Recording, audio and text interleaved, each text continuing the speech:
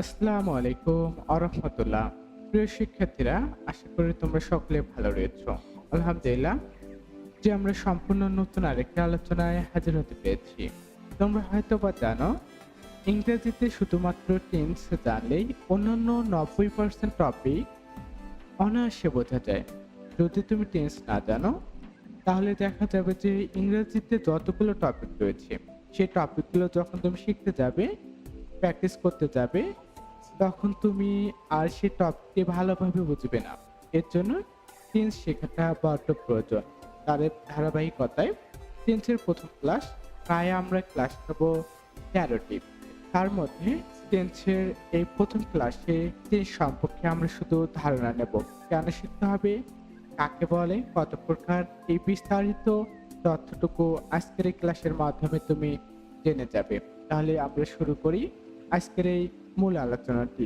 সবার প্রথমে আমরা দেখে নেই টেন্স অর্থ কি। টেন্স অর্থ কাল বা সময়। কাল বা সময় হিসেবে আমরা জেনে থাকি টেন্সকে, অর্থাৎ টেন্সের বাংলা অর্থ হচ্ছে কাল বা সময়। এখন তোমার কাছে কোশ্চেন, বলো তো কাল বা সময় কত প্রকার? তুমি হয়তো বা সঠিক উত্তর দিতে পেরেছো। সেটা হচ্ছে কাল বা সময় হচ্ছে 3 প্রকার। একটা হচ্ছে অতীতকাল, বর্তমান, আর একটা হচ্ছে ভবিষ্যৎ। অর্থাৎ মানুষের জীবনে বা প্রাকৃতিক নিয়মেই এই 3টি কাল। হয় অতীতকালের কথা হবে, নয় বর্তমানে, নয় ভবিষ্যৎ। এই 3টি সময় নিয়েই আমরা কথা বলবো এই টেন্সে। লক্ষ্য করো, এরপরে আমরা সংজ্ঞাটি দেখে নিই যে টেন্স কাকে বলে। লক্ষ্য করো, ভার্ব বা ক্রিয়ার কাজ সম্পাদনের সময়কে টেন্স বা কাল বলা হয়। হয়তোবা তুমি এই অংশটুকু একটু বুঝবে বা হয়তো না বুঝতে পারো। সেটা হচ্ছে ভার্ব বা ক্রিয়ার কাজ। এখন তোমার কাছে বা তোমার মনে কোশ্চেন উদয় হতে পারে যে ভার্ব বা ক্রিয়াটা আবার কি? যদি এই কোশ্চেনটা তোমার মধ্যে এসে থাকে, তাহলে বলবে একটু অপেক্ষা করো। সেটা হচ্ছে অথবা কোনো কাজ সম্পাদনের সময়কে টেন্স বা কাল বলে। তুমি যদি প্রথম সংজ্ঞাটি বুঝে না থাকো, তাহলে দ্বিতীয় সংজ্ঞাটি তুমি অবশ্যই বুঝবে। সেটা হচ্ছে কোনো কাজ সম্পাদনের সময়কে টেন্স বা কাল বলা হয়। যে কোনো একটি কাজ কোনো এক সময় করেছ, কোনো একটি কাজ কোনো এক সময়ে শেষ করেছ, সেই সময়কে টেন্স বা কাল বলা হয়। আশা করছি ক্লিয়ার। এখন দেখো, আমরা একটু অতিরিক্ত তথ্যটা জেনে নিই। সেটা কি? সেটা হচ্ছে টেন্স শব্দের উৎপত্তি ল্যাটিন শব্দ টেম্পাস থেকে। ল্যাটিন একটি শব্দ রয়েছে, টেম্পাস থেকে টেন্স শব্দটির উদয় হয়েছে। আশা করি আমি তোমাকে বোঝাতে পেরেছি। এখন একটি কথা তোমাকে বলে রাখি, হয়তোবা এই সিরিজটি দীর্ঘ হবে, দীর্ঘ আলোচনা হবে। তুমি হয়তোবা অভ্যস্ত রয়েছো ইউটিউবে এমন ক্লাস করে বা অনলাইন জগতে এমন ক্লাস করে যে 17 মিনিটে সম্পূর্ণ টেন্স তোমাকে শেখানো হয়েছে, কিংবা 20 মিনিট, 22 মিনিট, 25 মিনিট, কিংবা 1 ঘন্টা ধরে। কিন্তু আমাদের এই আলোচনাটি হবে অনেক দীর্ঘ, কেননা টেন্স সম্পর্কে পূর্ণাঙ্গ আলোচনা আমরা করব। এর জন্য বলি, যদি তোমার মনে হয়ে থাকে যে না, আমি 10, 12 কিংবা 20 মিনিটের ক্লাস করে সম্পূর্ণ টেন্স শিখে যাব, তাহলে বলবো এই ক্লাসটি তোমার জন্য না। কেননা এত অল্প সময়ের মধ্যে তারা কিভাবে তোমাকে টেন্স শেখায় তা আমার জানা নেই। কেননা তুমি যদি টেন্স পারতে, তাহলে ইংরেজিতে কথা বলতে পারতে, ফ্রি হ্যান্ড রাইটিং অর্থাৎ ইংরেজিতে বানিয়ে তুমি লিখতে পারতে। যদি তুমি পারো না, তার মানে বলবো টেন্সের ঘাটতি তোমার মাথায় রয়েছে। লক্ষ্য করো, এখন আমরা সাধারণত টেন্সকে কি বলে থাকি সেটা একটু জানতে হবে। সেটা হচ্ছে tense is the grammatical clock of a sentence. যে টেন্স হলো বাক্যের ব্যাকরণগত ঘড়ি। যে বাক্যের ব্যাকরণগত ঘড়ি বলা হয় টেন্সকে। ইট টেলার্স, এটি আমাদেরকে জানায় when something happens, যে কোনো কাজ কখন ঘটেছে। আশা করছি ক্লিয়ার। যে টেন্সকে বলা হয় বাক্যের ব্যাকরণগত ঘড়ি, যা জানায় কোন কাজ কখন ঘটেছে। আমরা টেন্সকে আরো বলে থাকি বা বলতে পারি, সেটা হচ্ছে time is the soul of language. যে সময় হলো ভাষার প্রাণ, অ্যান্ড এবং টেন্স ইজ ইটস ভয়েস, আর টেন্স হলেন কণ্ঠস্বর। আশা করি আমি বোঝাতে পেরেছি যে সময় হলো কোন একটি ভাষার প্রাণ এবং টেন্স হলো তার কণ্ঠস্বর। এই অংশটুকুর আলোচনা হচ্ছে একেবারে বেসিক আলোচনা। এখন দেখি যে টেন্স যাদের শেখা প্রয়োজন, যে টেন্স কারা শিখবে, যে কাদের জন্য টেন্সটা বড্ড প্রয়োজন, সেটা আমরা এক নজরে দেখি। প্রথমেই যদি আমাকে বলতে হয় সেটা হচ্ছে একাডেমিক স্টুডেন্ট। যে একাডেমিক স্টুডেন্ট, একাডেমিক স্টুডেন্ট বলতে আমি এখানে ধরে নিচ্ছি 1 থেকে 12 ক্লাস পর্যন্ত, অর্থাৎ প্রথম শ্রেণী থেকে কলেজ পর্যন্ত যারা রয়েছে তাদের জীবনে অবশ্যই অবশ্যই টেন্স শিখতে হবে। এরপরে যারা টেন্স শিখবে, যারা অ্যাডমিশন টেস্ট দেবেন, যে অ্যাডমিশন টেস্ট যারা দেবেন, যে অ্যাডমিশন টেস্ট যারা দেবেন তারা অবশ্যই অবশ্যই টেন্সটা তাদের শিখতে হবে। এরপরে যারা জব প্রিপারেশন নেবে, যে জব ক্যান্ডিডেট যারা রয়েছে তারা টেন্স শিখবে। এর পরবর্তীতে যারা টেন্স শিখবে তারা হচ্ছে যারা স্পোকেন ইংলিশে ভালো করতে চায়, যে স্পোকেন ইংলিশে যারা ভালো করতে যাচ্ছে তাদের জন্য টেন্স শেখাটা প্রয়োজন। এর পরবর্তীতে যারা টেন্স শিখবে তারা হচ্ছে যারা ফ্রি হ্যান্ড রাইটিং এ ভালো করতে চায়, অথবা ফ্রি হ্যান্ড রাইটিং যারা শিখতে চায় তারা টেন্সটা শিখবে। এবং সবার লাস্টে আমি বলবো যারা IELTS, যে যারা IELTS দেবে তাদের জন্য টেন্সটা প্রয়োজন। অবশ্যই অবশ্যই দেখো দেখি তুমি, যে আমি 6 ভাগে বিভক্ত করলাম, এদের মধ্যে তুমি কেউ কিনা? অবশ্যই হ্যাঁ, কেননা একাডেমিক স্টুডেন্ট হয়তোবা তুমি, অথবা অ্যাডমিশন টেস্ট দিবে, কিংবা জব ক্যান্ডিডেট, অথবা স্পোকেন ইংলিশ অর্থাৎ ইংরেজিতে কথা বলতে চাচ্ছ, অথবা ইংরেজি বানিয়ে লিখতে চাচ্ছ, অথবা IELTS এক্সাম দেবে, অর্থাৎ এই ক্যাটাগরির মধ্যে তুমি পড়বে। অর্থাৎ সকলের জন্যই টেন্স শেখা একেবারে বাধ্যতামূলক। অর্থাৎ তুমি যে ক্লাসের স্টুডেন্ট হও না কেন, যে লেভেলের স্টুডেন্ট হও, অবশ্যই অবশ্যই তোমাকে টেন্স শিখতে হবে। এখন ফোকাস করো টেন্স কেন শিখতে হবে, এই বিষয়টিতে একটু জোর দিতে হবে। যে টেন্স আমরা কেন শিখবো, এই কথাটা হয়তো তোমার মাথায় আসতে পারে, যে টেন্স কেন আমাদেরকে শিখতে হবে। প্রথমে ফোকাস করো যে অর্থ পরিষ্কারভাবে বোঝার জন্য, যে কোনো একটি সেন্টেন্সের অর্থ পরিষ্কারভাবে বোঝার জন্য টেন্সটা তোমাকে জানতে হবে। যেমন আমরা এক্সাম্পল দেখি, সেটা হচ্ছে হি ইটস রাইস, সে ভাত খায়। এরপরে এক্সাম্পলটি হি এইট রাইস, যে সে ভাত খেয়েছিল। হি উইল ইট রাইস, যে সে ভাত খাবে। এখানে 3টি তুমি এক্সাম্পল দেখতে পাচ্ছ। যে প্রথম যে সেন্টেন্সটি, সেখানে তুমি লক্ষ্য করলে বুঝতে পারবে সে ভাত খায়, অর্থাৎ এটা বর্তমান কালের কথা হচ্ছে। দ্বিতীয় এক্সাম্পলে হি এইট রাইস, যে সে ভাত খেয়েছিল, যে অতীতকালের কথা হচ্ছে। এবং 3 নম্বর সেন্টেন্সে রয়েছে হি উইল ইট রাইস, যে সে ভাত খাবে, অর্থাৎ ভবিষ্যতের কথা বলা হচ্ছে।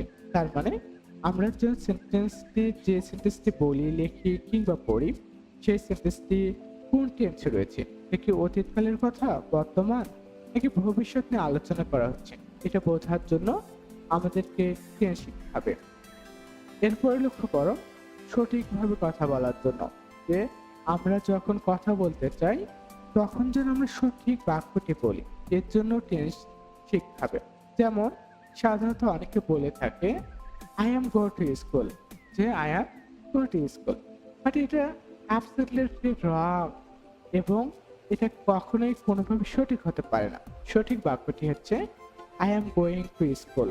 যে এখানে কোথায় ভুল হলো, এখানে গো ভার্বের ভিয়ান বসেছে, পরবর্তীতে ভার্বের সঙ্গে আইএনজি যুক্ত হয়েছে। দ্বিতীয়টি সঠিক, প্রথমটি সঠিক নয়। আর এটি জানার জন্য আমাদেরকে টেন্স শিখতে হবে। এরপর সঠিকভাবে লেখার জন্য, এটা শুধু আমি কোনো নির্দিষ্টভাবে বলবো না যে একাডেমিক কিংবা অ্যাডমিশন, আমি বলবো সকলের জন্য। যারা ইংরেজি বানিয়ে লিখতে চায় তাদের সকলের জন্যই টেন্সটা শিখতে হবে। অর্থাৎ সঠিকভাবে লেখার জন্য টেন্স শেখা প্রয়োজন। এরপর ফোকাস করো টেন্স দ্বারা বর্তমান, অতীত ও ভবিষ্যৎ সময়কে বোঝার জন্য আমাদের টেন্সটা শিখতে হবে। যে আমরা প্রথমে শিখেছি যে যে সেন্টেন্সটি বলতেছি বা পড়তেছি বা লিখতেছি, সেই সেন্টেন্সটি কি বর্তমানে রয়েছে, অতীতে নাকি ভবিষ্যতে রয়েছে, এটি সঠিকভাবে বোঝার জন্য টেন্স শিখতে হবে। এখন ফোকাস করো জাস্ট এই 4টি কারণ তোমাকে উল্লেখ করলাম, এরকম অসংখ্য কারণ রয়েছে যে কারণগুলোর জন্য টেন্স শেখা প্রয়োজন। এখন আমরা দেখব টেন্স কত প্রকার এবং কি, এই বিষয়টি নিয়ে একটু কথা বলবো। যে দেখো, লক্ষ্য করো, টেন্স প্রধানত 3 প্রকার। যে টেন্স কত প্রকার? 3 প্রকার। বা সময়ের দৃষ্টিতে টেন্স হচ্ছে 3 প্রকার। সেটা কি? একটা হচ্ছে প্রেজেন্ট টেন্স, পাস্ট টেন্স, আর একটা হচ্ছে ফিউচার টেন্স। অর্থাৎ অতীত, বর্তমান এবং ভবিষ্যৎ, এই 3টি কাল নিয়ে যেহেতু টেন্সে আলোচনা করা হয়, টেন্স প্রধানত এই 3 প্রকার। ওকে, ফোকাস করো। এখন নোটটাই একটু তোমাকে দেখতে হবে। সেটা কি? সেটা হচ্ছে প্রতিটি টেন্সকে আবার 4 ভাগে ভাগ করা যায়। অতএব টেন্স মোট 12 প্রকার। টেন্সে মোট 12 প্রকার, এটা আমরা একটু পরে দেখব। যে টেন্স মোট 12 প্রকার, সেটা আমরা একটু পরেই বিস্তারিত দেখতেছি। তবে তোমাকে মনে রাখতে হবে যে যারা গ্রামারিয়ান রয়েছে, যারা গ্রামারবিদ রয়েছে, তারা দ্বিমত পোষণ করে বলেছে টেন্স মোট 2 প্রকার। তারা টেন্সকে 3 ভাগে বিভক্ত করেনি, তারা টেন্সকে 2 ভাগে বিভক্ত করেছে। একটা প্রেজেন্ট টেন্স আর একটা হচ্ছে আমাদের পাস্ট টেন্স। কেন প্রেজেন্ট টেন্স এবং পাস্ট টেন্সকে রাখলো, ফিউচার টেন্সকে রাখলো না? তাদের মতামত হচ্ছে ফিউচার টেন্স বলে কোনো কিছু নেই। তারা প্রেজেন্ট টেন্স দিয়ে ফিউচারকে বোঝাইছে, যা তুমি প্রেজেন্ট টেন্সের বাক্যগুলো দেখলেই বুঝতে পারবে। আর এটি নিয়ে আলোচনা করবো আমরা টেন্সের ক্লাসে। ওকে, আশা করছি বেসিক অংশটুকু ক্লিয়ার। এখন দেখো, টেন্স যেমন 12 প্রকার, সেটা আমরা দেখবো। তার আগে আমরা এখানেই ভুল করে থাকি, বা স্টুডেন্টরা এখানে ভুল করে যে টেন্স মোট 12 প্রকার, এটা মুখস্থ করার চেষ্টা করে। কিন্তু তুমি যদি মুখস্থ করার চেষ্টা করো, তাহলেই দেখা যাবে যে টেন্স আর সঠিকভাবে তুমি জানতে পারবে না। ওকে, ফোকাস করো। প্রথমে আমি 4 প্রকারের কিছু কথা বলি, বা টেন্সের 4টি ফর্ম নিয়ে কথা বলি, যেগুলো মনোযোগ সহকারে দেখো, বা মনোযোগ সহকারে তুমি একটু শোনো। তারপরে টেন্স 12 প্রকার নিয়ে আলোচনা করতেছি। ফোকাস করো। সেটা হচ্ছে ইনডিফিনিট বা সিম্পল। আমরা একটু পরে জানবো যে ইনডিফিনিট অথবা সিম্পল টেন্স নামে রয়েছে। সেটা প্রেজেন্ট হতে পারে, পাস্ট হতে পারে, বা ফিউচার হতে পারে। সেটা আবার কি? সেটা হচ্ছে কোনো কাজ চলছে, জাস্ট এখানে ওয়েট করো, কোনো কাজ চলছে অথবা বা শেষ হয়ে গেছে, তা বোঝা যায় না। কোনো সেন্টেন্স পড়ে যদি তুমি বুঝতে না পারো যে কোনো কাজ চলছে অথবা শেষ হয়ে গেছে, এটা যদি বুঝে না থাকো, তার মানে সেটা ইনডিফিনিট অথবা সিম্পল টেন্স হবে। এরপর লক্ষ্য করো, কন্টিনিউয়াস অথবা প্রোগ্রেসিভ অথবা প্রোগ্রেস, এটা কিন্তু একটি টেন্সের নাম। সেটা হচ্ছে হতে পারে প্রেজেন্ট, পাস্ট, কিংবা ফিউচার। সেটা কেমন হবে? সেটা হচ্ছে কোনো কাজ চলছে বোঝায়, এমন বোঝালে সেটা হবে কন্টিনিউয়াস অথবা প্রোগ্রেসিভ অথবা প্রোগ্রেস টেন্স। এরপরে দেখো, পারফেক্ট টেন্সটা কি? সেটা হচ্ছে কোনো কাজ শেষ হয়ে গেছে, এমন বোঝালে সেটা হচ্ছে পারফেক্ট টেন্স। এখন লক্ষ্য করো, পারফেক্ট কন্টিনিউয়াস টেন্সটা কি? সেটা হবে কোনো কাজ কিছুটা সম্পন্ন হয়েছে এবং এখনো যদি চলছে বোঝায়, সেটি হবে আমাদের পারফেক্ট কন্টিনিউয়াস টেন্স। আশা করে বোঝাতে পেরেছি। এবং এই 4টি অবশ্যই মুখস্থর মতো করবে, যে অবশ্যই মুখস্থর মতো থাকতে হবে।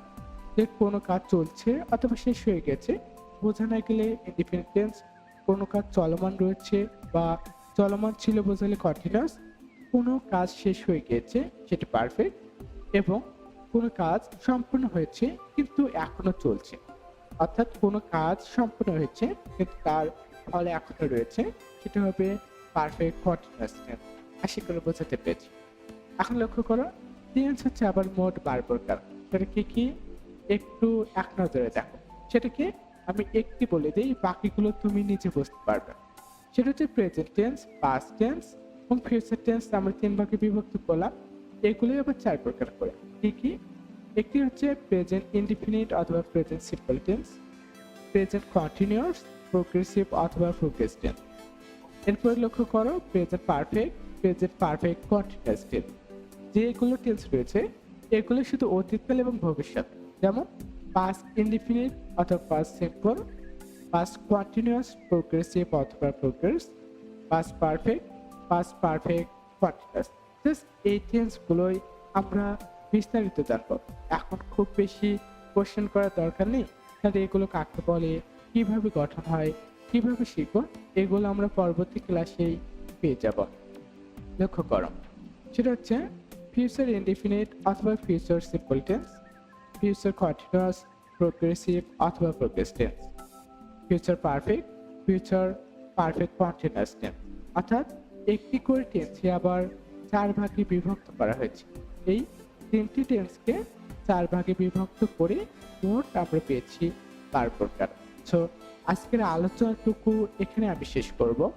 তবে তোমাদের উদ্দেশ্যে বলে থাকি, আজকের এই ক্লাসটি করা হচ্ছে নোবেল ইংলিশ গ্রামার এই বইটি থেকে।